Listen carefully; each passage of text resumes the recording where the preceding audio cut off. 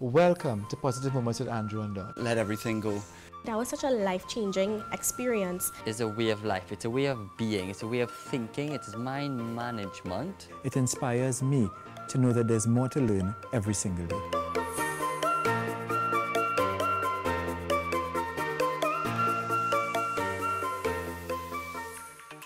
Welcome back to Positive Moments with Andrew and Don. Every episode is special, but today has something particularly special about it. If you look on my left, you would see, dressed in red, white, and black. Normally he's the, I would say, host or co-host with me.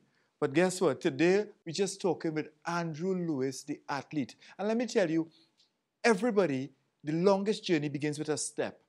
We look at people and we wonder, how did they arrive there? How did they get to the Olympics? But let me tell you, that journey started a long time ago. And Andrew, long time I haven't said this. Welcome to Positive Moments with,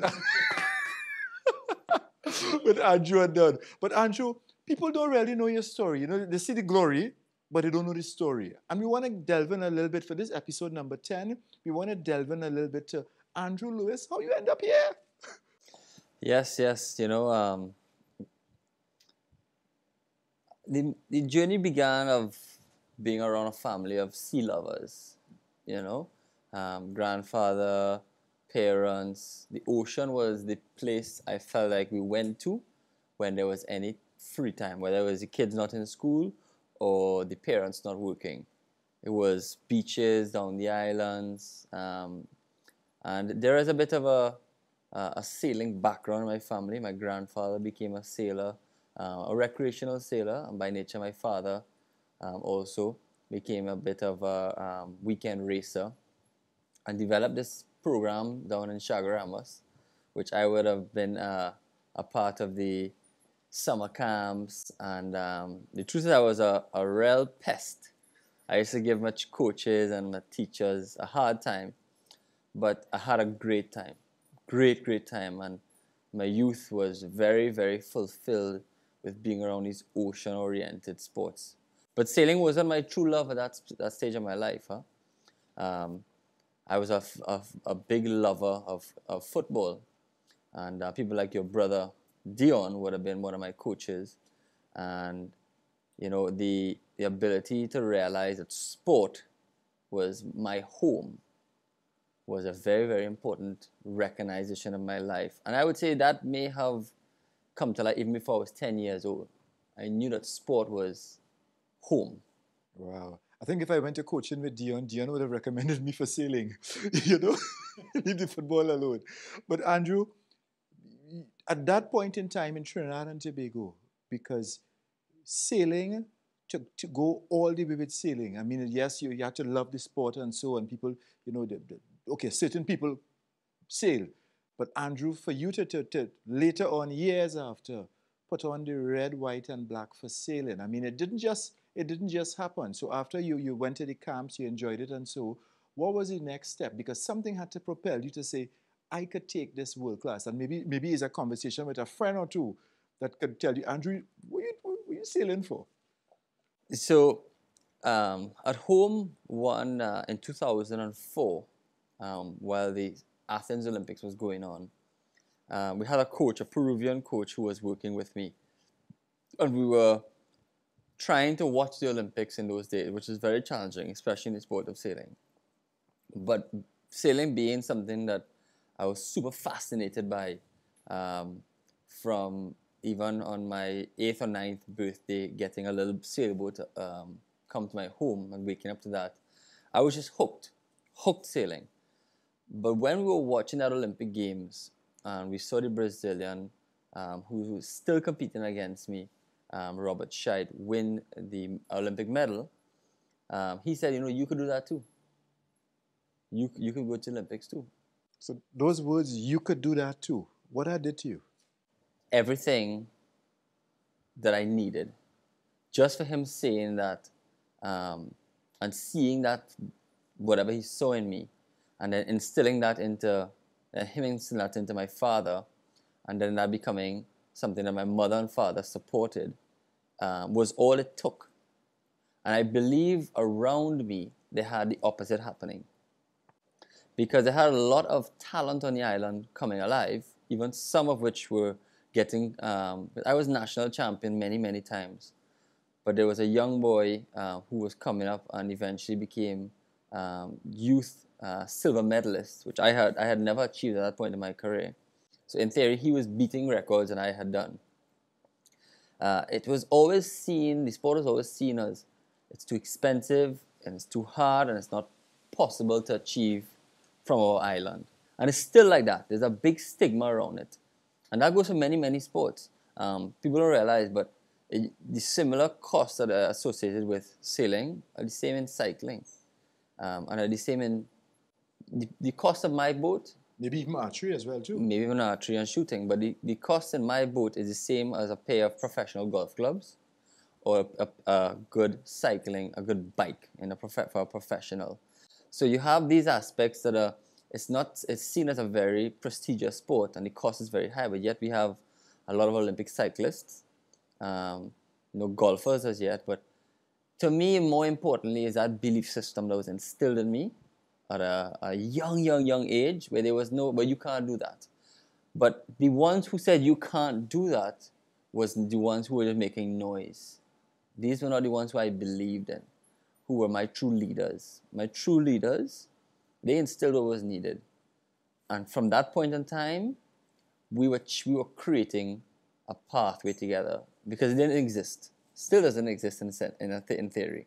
But that pathway, because there's so many different roads that you could go on, what was the road to say, maybe there's a big games I'm going to try to qualify for, and let me just use that? What was the big game back then? What was it? 2008, 2012? What? So that was when I was still in secondary school, high school, and we were getting very ambitious and saying, well, maybe we could qualify for the 2008 Olympic Games, which would be Beijing. And I was, in the process of that, I was around 16, 17, 18 years old. In those 3 years of acknowledging that we could try this as the first Olympic Games, then we could do the whole process to get there. And we did. I had a coach, fitness trainer. I was still in school at that point in time, training. It was just trying to figure it out. It was a lot of trial and error, a lot from coaches to fitness trainers to figure out how to raise money. It seemed to me as every day was just a challenge, but I just said the goal stays the same. The goal stays the same. And the goal was to go to Australia in January 2008, because that was where the qualifications were. And that would have been my first time going to Australia. And I arrived, I went from Port of Spain to Miami to Houston, Texas, and then Houston, Texas to Sydney, Australia.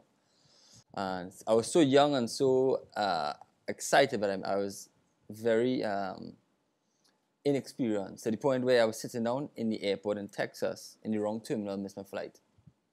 You know, sitting down here waiting for everyone to come, and no one's coming for the flight. The flight getting close. All of a sudden, a lady walks by and says, "Well, what flight are you on?" I say, "Waiting for the flight. Maybe it's delayed." But that flight left already. So I had to get put on another flight and learn these things earlier clock. I was around 17 years old. And I'm glad that my parents trusted in me to handle my stories, I should say, to fly around the world, fly across the world at that age with this big dream of mine. So we went to Australia, we fought, we gave it all we had, but we didn't qualify. And finishing there was very heartbreaking. As a teenager, I feel like you're a very fragile, breakable person. Because, you know, as a teenager, I always hear it, you know, teenagers come in and a young one saying, "Well, I want to be astronaut, doctor."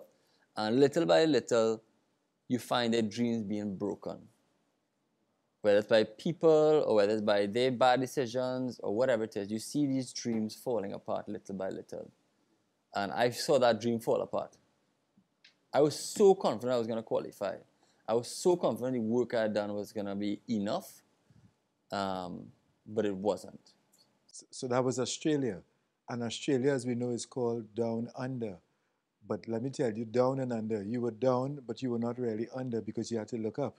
Because I know at that point in time, I mean, you're a teenager, you're in the prime teen years, you know, you're going to be an adult really after that. But Andrew, you've always been an optimistic person from the time I've known you. I mean, I can say I've known you as an optimistic person. And we're in the red, white, and black, and now we're called Team TTO. But you know, I'll have to do a little word something. I can't just leave TTO just like that. And for TTO for me is, I say, the Tokyo outlook. But even before we get to TTO, there is the 2008. You're not down and down under, but you're not down and out. All right? And you decide after that experience, you're going for it again. And again, I imagine you had certain people saying, Andrew, yes, you can do it. And others saying, Andrew, come on. I mean, who was there a role model, even in Trinidad and Tobago, who made it in sailing so far? Or you were the first to say Olympic qualifier kind of thing? No, was there anybody else who walked the path? There were, you know, Jean-Marc Holder and those guys who were doing Olympics and Pan Am Games and CSC Games. But these are in the 60s and way, way before my time. They're not even in Trinidad for me to discuss or have them as mentors. And in those days, it was a way different program. It wasn't about qualifying for the Olympic Games. It was about just Trinidad and Tobago is associated with the IOC. Anyone can go. And if there was going to be a trial, it's an internal trial to see who goes from Trinidad. It's like Trinidad an automatic qualifying spot. So someone gets to go. Whereas from here, I have to qualify the nation, and then the nation has to accept me as their athlete. So by going to Australia was the goal of qualifying the nation, like I do every single Olympic Games. But I didn't do that. And I was down and out. I felt like I was down under, and it was a message to me that, you see this sailing thing, get rid of that. That's expensive. Everyone else is getting degrees in university. They're going to either go and work in a family business, or they're going to go and become an entrepreneur or go and find a job somewhere. It's time for you to follow the pack and go. And I had a great relationship with the team at UTT, the sports program, and where they brought me in as the pioneer for the sailing. Because that is swimming program, the volleyball program, the netball program, the football program, cricket program. But they said, we'll bring one sailor, he'll live with the athletes down in O'Meara, he'll study sports studies, and he has a dream of going to the Olympic Games, and we'll try and help him. I'll get access to some facilities and some things. So I said, you know what, I'm just going to go to school and follow the sports program, but I think I'm done sailing. So I got into school and I started to finish this program and do it. And it's never been more evident to me that when you're in the wrong place, you just know. But I knew that education is fundamental for one's success. So I completed the program. I did it 1 year, the sports studies certificate came out of there with my certificate. But I knew while going through that process that this is not the right place for me. So that program was important for me to experience, for me to tell me, get back to training, you have an next Olympics to try for. Because coming out of Australia, I was done. Wow. Well, I just want to touch on something that you said there. So education is necessary. And you know, well, I'm just going to do this one for you. Going backwards, EDCBA. Education, right, definitely comes before achievement. So you were spending time to achieve some stuff, and maybe you see yourself just as a coach down the road. Okay, maybe I learned enough in this here. I did enough camps. I love them. I trouble my coaches so much. I could now be a great coach. So maybe if you stay at UTT and you just work that, but somewhere along the line you pick back up and you said, hey, what? I didn't make it in Australia, but there's an Olympic Games in London, and London has to become a reality again. How did that switch go? The switch was in my heart. It's a gut feeling. And I really believe it's important for us as human beings to follow our gut. The same reason if you feel hungry, you will try to find food and eat. Your gut is telling you the sense of direction is truest to your heart, aka your passion and purpose. So I realized my passion and purpose was the sport of sailing. Regardless of all the noise, because noise is always going to be there. Don't do that. Go and do the sport. Eat this. Don't eat this. Study that. Don't study that. It's just everyone has an opinion and a sense of direction. But my gut is the one that told me where to go. So, got back on the train. We got same coach, but everything else changed around the team. New fitness trainer, new nutritionist, new plan, much more fundraising. When I even went to the extent to realize that the fundraising we did before that Olympic campaign for 2008 was not enough. And I took a very, very hard approach that I was going to get a bank loan. I've never heard anyone do anything like this before. Get a bank loan, get a guarantor to try and qualify for an Olympic Games. Because the vision I had needed funding. And the funding I knew would be paid back if I qualified. Because I'd researched this whole thing. By this time, I'm now sitting with almost every top athlete possible in Trinidad and Tobago and around the world to educate myself on the Olympic Games. How much it costs, how much sponsors pay you, how you get sponsors, where you get this, where you get that. Talking to aunties, talking to uncles, talking to everybody possible to get the necessary information to educate myself, to achieve this. And the whole team came together and all of a sudden the results started going up, up, up, up, up. But I always had this pressure on my back of a bank loan that I had promised the guarantor that if I qualified, I'll pay it back because of the resources I would achieve. If I didn't qualify, the job I got in the time to come, I'll pay it off eventually. But that was my commitment to them. So with that whole experience happening, I started to achieve results very consistently that said, Andrew, if you continue like this, you're going to qualify for London. But still people didn't believe me. I still showed them, look at the results I'm producing. With this, if I did the same thing, come Olympic qualifiers, I'm in. And I did once, I did twice. But for some reason, people thought that with the pressure of the Olympic qualifiers or these kind of things, it wouldn't happen. It wouldn't be achieved. So we went off to Germany in this very, very remote place called Boltenhagen. And the Olympic trials were there. And I was with myself, my Peruvian coach, another Peruvian athlete, and another Peruvian coach. And we were a little team, a little unit, hoping that both of these athletes would qualify. And freezing cold, tough conditions. And I said, no matter what happens there, you leave everything on the line.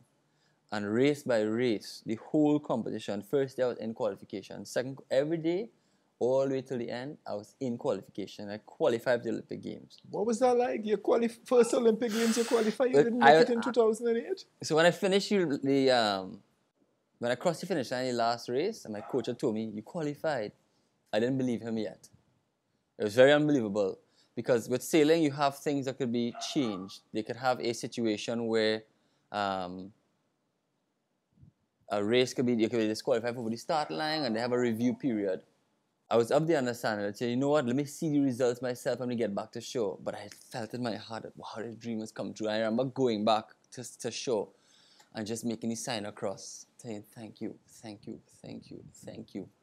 And I couldn't wait. I just arrived back to shore, put my boat down, and went straight to the results board and counted, inside, counted again, inside, over and over to make sure that there was no mistakes.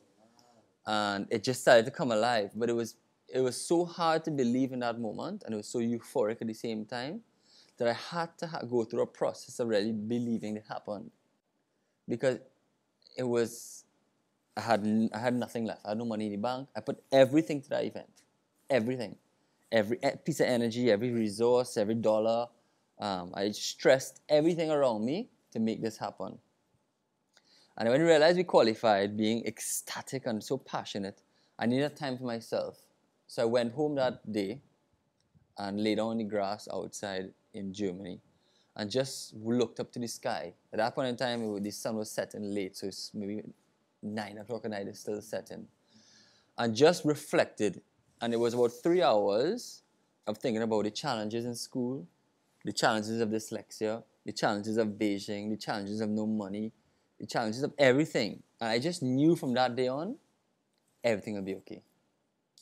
Everything that happened to me from that day on. That was way be down okay. the road too, not just for the immediate Olympic Games, but beyond the Olympic Games as well too. Way beyond, way beyond. So you came back, and I mean your peers are now saying, Andrew, the same somebody the noise saying, hey, well, well done, and we're so happy for you. You're getting to wear the red, white, and black. And just take us very quickly into those first games in London. What was that like? Because London, I imagine, the new atmosphere. I mean, you would have traveled through London before, but now I'm here for an Olympic Games. The atmosphere is different. I had new athletes. What was that like? Just give us a little synopsis of those games. It was, I know, I was just freaking out the whole time. I was this kid in a candy store flying around, taking pictures with famous people. Couldn't wait to see my boat branded TTO with my same name, Lewis, on it. I was just freaking out, having a great time. And I couldn't believe what was really happening here. But at the same time, every time I got some more info, I was like, wow, it's euphoria. I remember walking out in the Olympic Stadium, and all you see is these flashing lights. You can't see people, and you can't believe that every flashing light is a person taking a picture. Wow. That's the amount of cameras in the stadium, and you can't see people because there's so many flashing lights. Not from the photography team, in the entire of 80-something thousand people in this stadium. And to hear that sound, and I could imagine the crowd and the... Yeah, and they walked out, and I just got goosebumps over and over. Any tears? For tears, for sure, everything. I just knew walking through that Olympic Stadium with the opening ceremony, I was home. Olympic Games was for Andrew Lewis.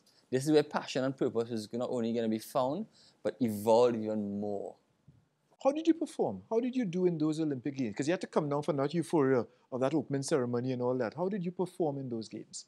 It was a challenging Olympic Games for me, but it was one of those where the result didn't matter. It was just to achieve the status of Olympics, and I came in there knowing the result in which I was performing, and I knew that, okay, this is the average of where I'll finish. These conditions are very challenging. My first time, let me get some experience on my belt, and then we'll go again. And I watched the finals. I watched it, and I said, my heart felt for not being there. I said to myself, I'm going to be there. I'm going to be there in Rio. Wow. And from that point, I could imagine past performance doesn't guarantee success. Correct. So you're going to go to Rio next. Mm-hmm. But guess what? It's no automatic qualification. The fact that you qualify for one Olympics before doesn't mean that you automatically qualify for another. It doesn't work that way. You still have to qualify. So then you have to go and do some things again. But I guess you're going to be a little wiser now. We'll talk about the regimen now, because now you're an Olympian. So you could be either a one-time Olympian, we have the One World Wonders, or you could be a two-time Olympian. So now that you're heading to be a two-time Olympian, what was that preparation like? And I remember something funny where a guy said to me, in the London Olympic Games, there were 52 boats. And every Olympic Games has gotten harder and harder. And now they cut it back to 42 boats for Rio. And the guy said to me, well, let's see him do it now. Let's see him do it now, because, he qualified in 49. Now, let me see him qualify now with they only being 42. So already they were doubting the possibilities of me qualifying.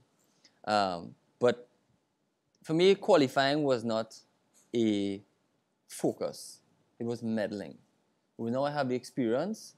Now let's build a massive team around me, even more sponsors. And let's start to make money while doing this too, because I want to make a life through this. I want to pay my bills, create a life around it, and want to have my own home, my own car, these kind of things. That was my focus. That don't just go and sail. Turn it into a business and make a life through sailing.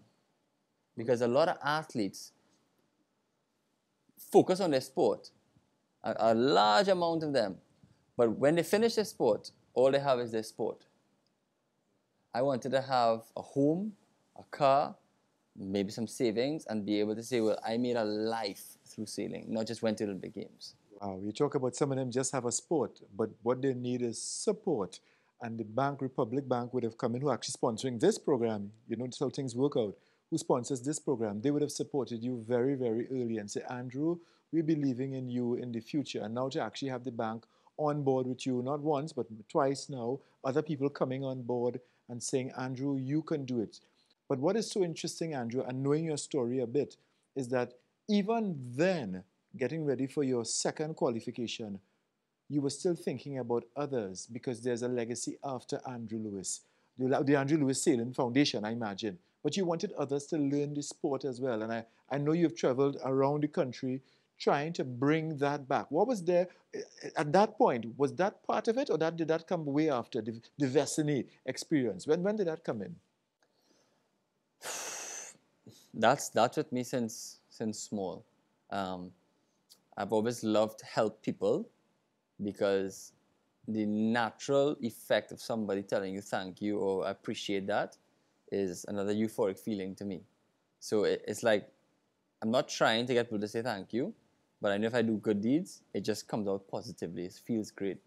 And when I was in my early teens, I would still already coach young boys and girls. And I was still in the youth classes. So I might be 14 or 15, but I'm still helping the 9, 10-year, 12-year-olds. Even going to competitions with them, still like trying to coach at such a young age.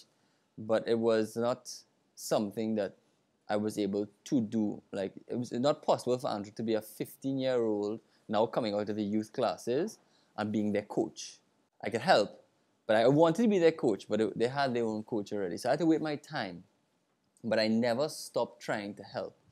So I would just continue, and as I started to grow and started to evolve, then I started to have my opportunity to, through the guidance of with my father and to take sailing across Trinidad and Tobago, set up the Vestney program, and then harness that under the Andrew Lewis Sailing program to give back.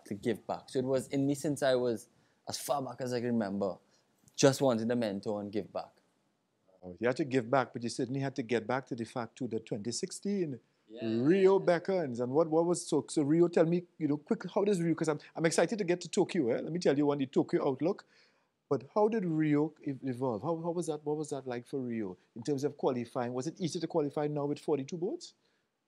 No, I mean, in every qualification, you always have this feeling that's a little bit scary. Like, oof, can I do this again?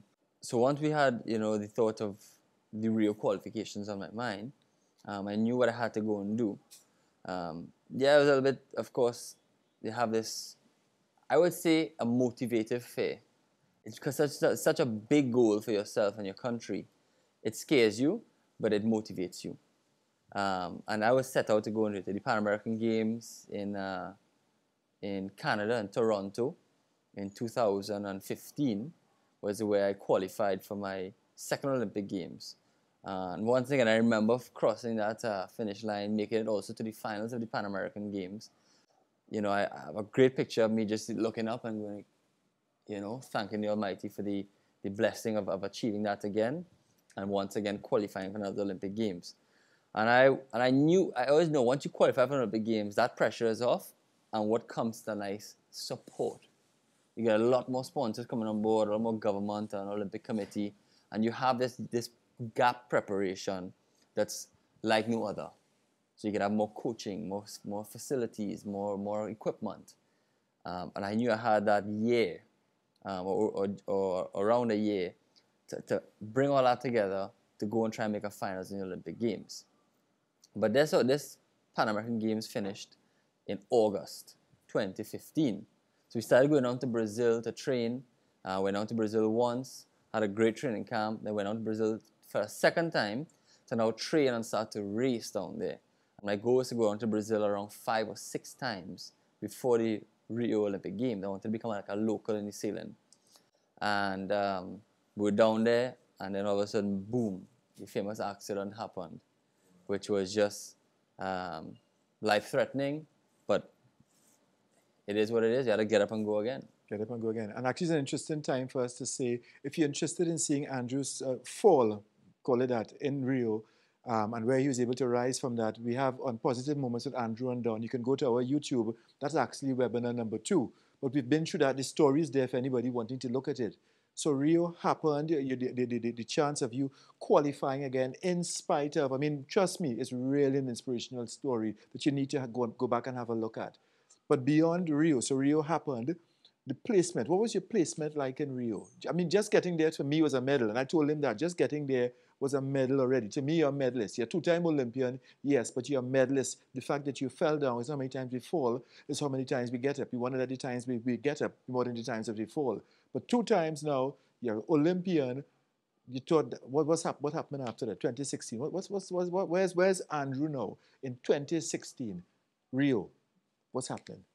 Well, I finished 39th out of 45 or 44 boats, and it was an event where I barely made it back in time to compete. And it was one where I wanted it to be a purposeful event to show me, you know what, through hard work, through perseverance, you can achieve a goal. And while I didn't achieve the gold, which was the medal I wanted, I was able to recover and still compete while I was still really, really recovering, I should say. But I was really blessed that, you know, they let me compete. I was able to be healthy enough to go out there and try. Because the truth was, if light wind came, I was a finalist contender. If the strong wind came, because I was able to build back enough strength, it would be very challenging for me. And what did we have?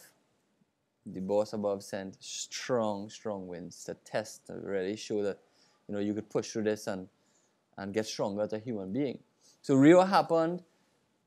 Didn't have the best finish that I had dreamed about, but a dream of mine came alive just by being alive to race in Rio. Wow. That must have been really, really special. By then, momentum is building. Because, okay, we didn't make it in 2008. 2012, we qualified, we there. 2016, we there in spite of the hiccup. But guess what? The momentum is building. So after 2016, the games were carded to be 2020 in Tokyo. How quickly did you get at Tokyo in your vision and say, I am going for Tokyo? There's going to be whichever team members are going to be there. I'm looking forward to wearing the red, white, and black, to which I'm now accustomed. You know what I mean? I'm an Olympic athlete.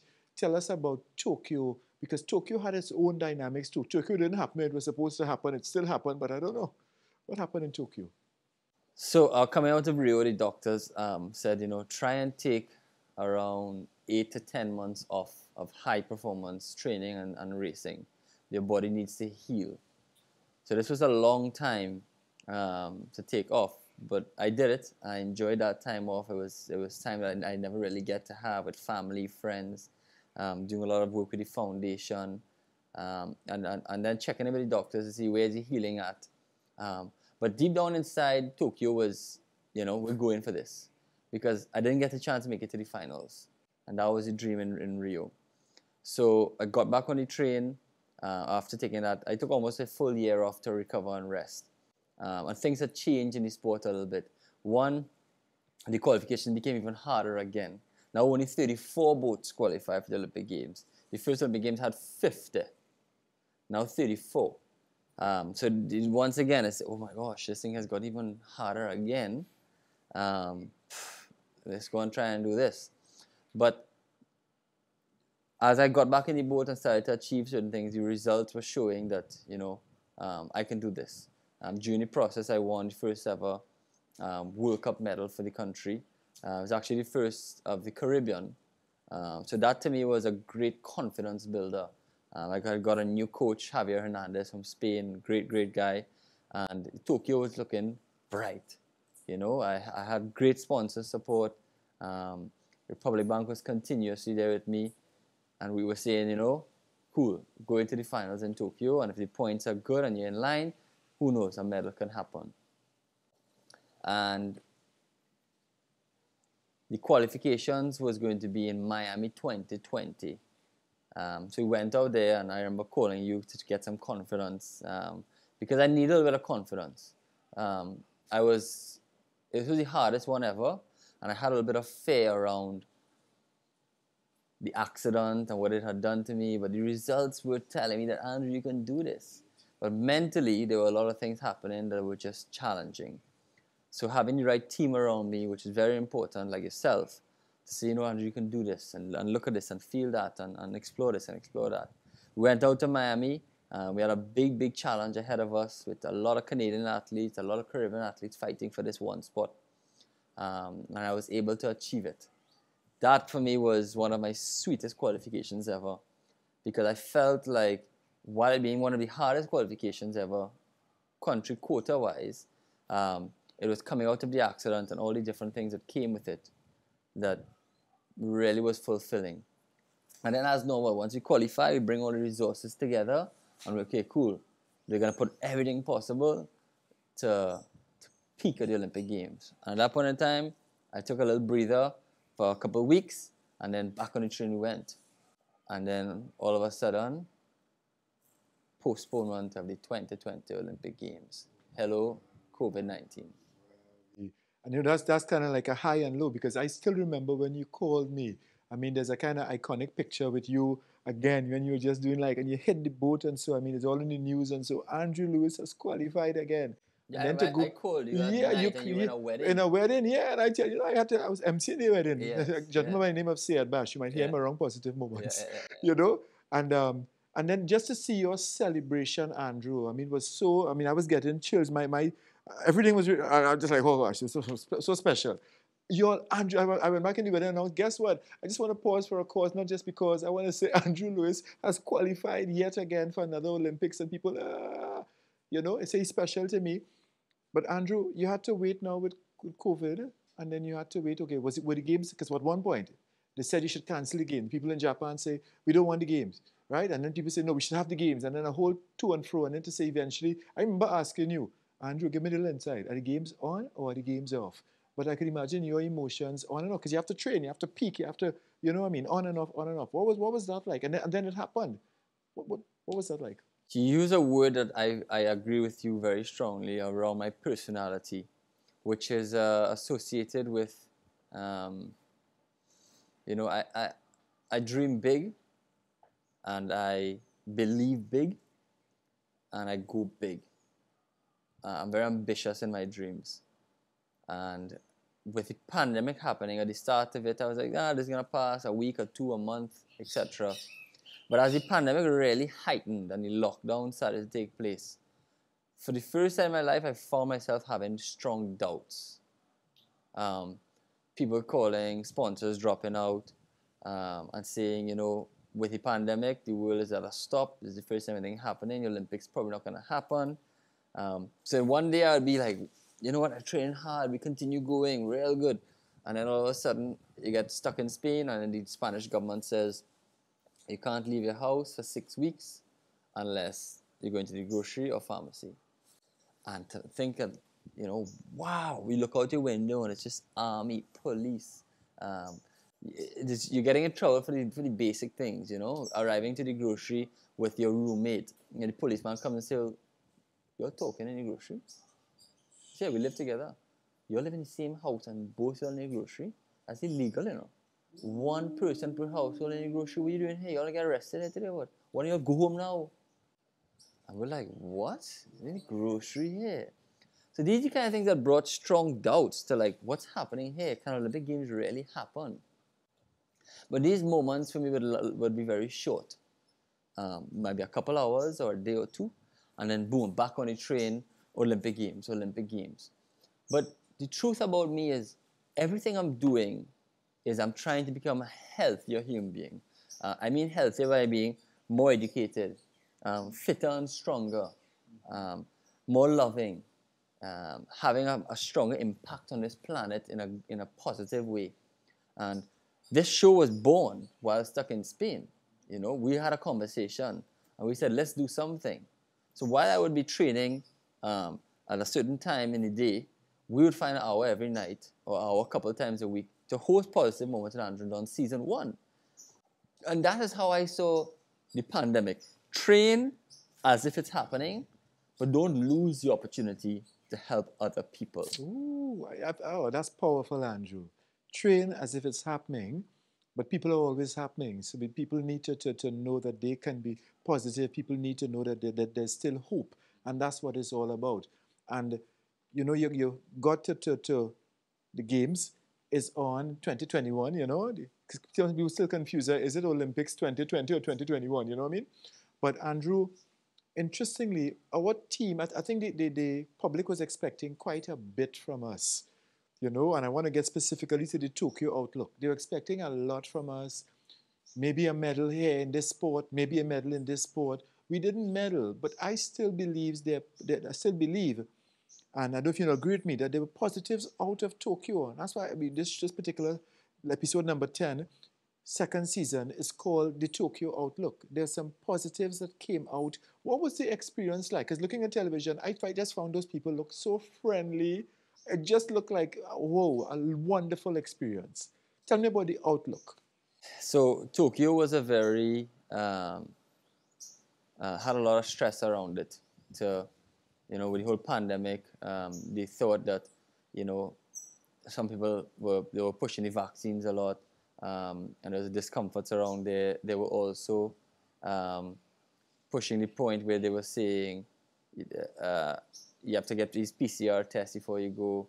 A lot of unfamiliar territories were happening in order to arrive here, because they were trying to make this thing the safest possible ever Olympic Games in the middle of a pandemic, especially. So while we had all these, discomforts happening of go left or go right, or how to go this, how to do that, or the thought in the back of your mind that you have to test PCR tests every single day. And if you test positive, whether it's before or during, you're out, and these are very unusual things that you would never feel. So the new dynamics were coming. But the Japanese people were extremely professional. I like to call the Japanese measure twice, cut once people. You'll arrive there and they'll check everything twice to make sure you did it right. They were very, very polite, very clean, very homey. A person in another culture might tell you, no, don't do that. But the same exact no, very strong. They would say, sir, sorry, sir, no, sir, sorry. In the most polite way. And I even saw one guy shouting at a Japanese lady, very furious and angry. And she was smiling. Sorry, sir. Sorry. To try that, Harry? Sorry. And that's what her response. But it was a no is no. Let me try, no. Andrew. Let me try. Sorry. No. That was a no. That was a no. So their way of operating was very kind, very professional, very clean. And I had a great preparation for the start of racing. With the setup and the organization, really, really well done. And my confidence was high. I had been performing well. I've been training really hard. And I knew that there were going to be a lot of external pressures around this Olympic Games, being it so different, no spectators. But I myself was going to try and have the best experience possible and perform as best as I can. And I went out there. Yes, I had my best ever result in Olympic Games, but it was far from what I believe I could have achieved.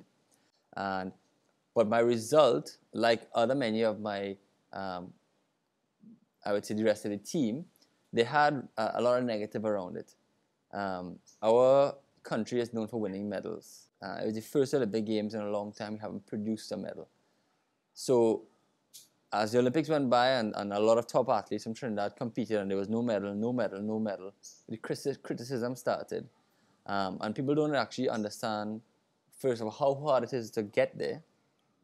And also, whereas our country, our Olympic committees were following the rules of our country, which had lockdowns. Some countries, I personally felt like I knew the guys in Sweden. When I was locked in Spain, they were completely open.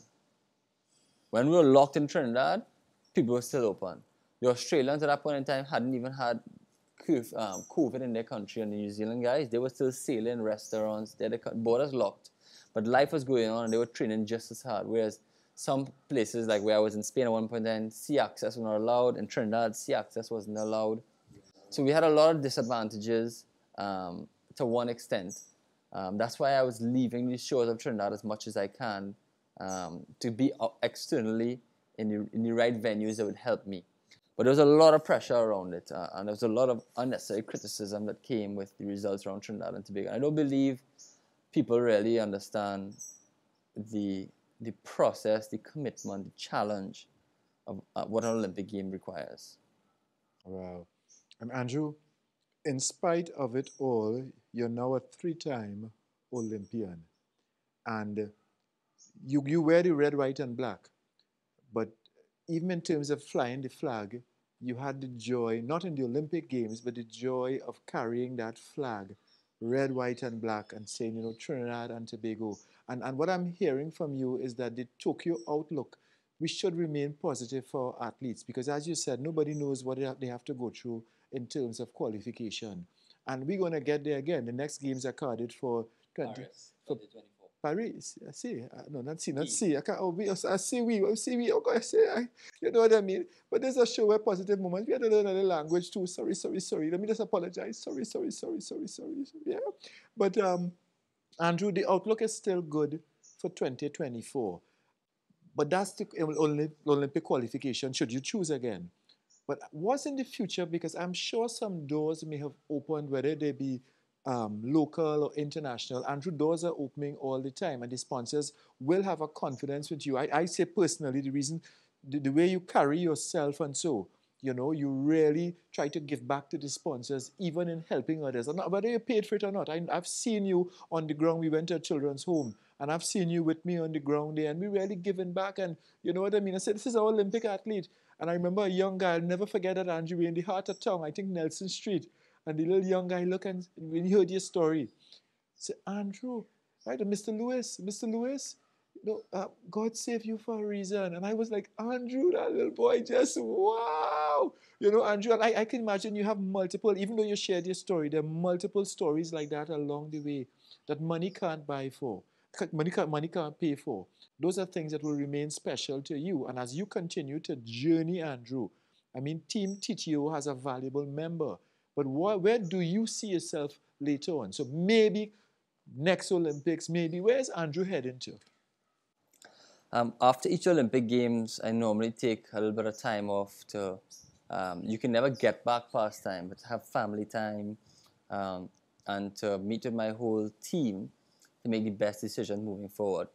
And thankfully, I have the amazing support of my sponsors. So you have many opportunities like continuing the Olympic pathway to Paris. A lot of people around me say you have two Olympic Games ahead of you, Andrew. Paris and LA. Which is, I genuinely feel like my body can't do that. But it would be a big commitment required because I would like to be better at everything that I do. I don't want to go to something and do the same thing over and over. Whatever I achieve, it's to excel and beat that as much as possible. So if I was to go to Paris, I would have to do a bit of a revamp and evaluate why did I finish 29 in Tokyo. That's not happening again. We got to be in the top 10. But all the different offers are coming to me where big nations around the world are offering me to be coaches, to be their coach. And this is exciting. It reached a place in my life where the value that people see in me has become international. And I will carefully consider all options. I'll be forever thankful for the sport of sailing, what it has given me. Forever thankful to my country, especially, to wear the red, white, and black. Sitting here is an honor, just wearing this. I put it on, and I feel proud every single time, no matter the results I've had, no matter the results of my other colleagues or other sporting men and women I've had. And sailing has taken me around the world. It will continue to take me around the world as long as I stay in it. But the most important thing is, if whatever I am doing, it must have a positive effect on our country and on the world and have the ability to take Andrew Lewis with passion, purpose, and let that be rippled around him, as we know the ripple effect. Wow, and as you say the ripple effect, I want to go with the P's. You talk about passion, purpose, and certainly there's a lot of positivity. This is Positive Moments with Andrew and Don. This is, I almost say webinar because you're so accustomed to, but episode number 10. But I want to tell you, there's a lot more in store on Positive Moments. We're just beginning. Andrew, I know there's going to be a part 3 to this story, and a part 4 and a part 5. But I just want to say personally, if I can in any way, on behalf of the thousands of people looking on, Andrew, I want to just say continue to wear that red, white, and black and continue to be an inspiration, not only to myself, but to many in this nation. Thank you very much. Thank you very much. And to all the audience looking on, thank you very much for supporting Andrew Lewis. Thank you very much for supporting Positive Moment with Andrew and Don. And just a last message that, you might fall down 10 times, but there is an 11th opportunity. That's what got me to my first Olympic Games. That's what still has me here. And no matter what, I will continue going so that I can grow and glow for the better of myself, my family, my nation, and Positive Moments with Andrew and Don. We love you lots, and we'll be back again for another episode. See you for number 11. Bye-bye.